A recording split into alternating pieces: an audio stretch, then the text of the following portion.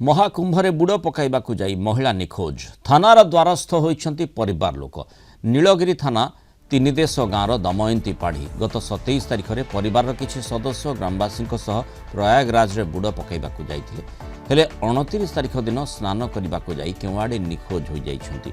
परिवार सदस्य ने खोजाखोजी करबा परे प्रयागराज रो निकटस्थ थाना रे अभियोग करबा सह घरे थिबा परिवार अन्य सदस्यों को अवगत करथिले। परिवार लोके नीलगिरी थाना रे अभियोग करबा सह सहायता करबा पई राज्य सरकार को अनुरोध करिसंती।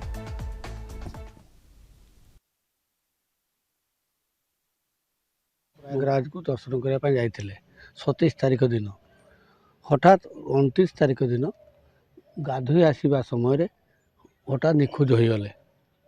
एबे सुधा तांकर किसी सत्ता मिलूना।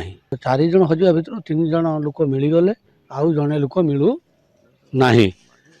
तेणु तेणु एतिक अनुरोध करुच्ची जे जदि कौन सौदवती सन्धान पाती ताने आमको दयाकोरी जनइबे। सासू जाइए कुंभमेला देखते सोमवार दिन मंगलवार दिन बुधवार दिन ना कौन से मिसिंग होती तो तांको मिलूना आम थाना केस कर तो दया कर आपण मैंने सहयोग कले माँ को मुझे फेरी पाइबी।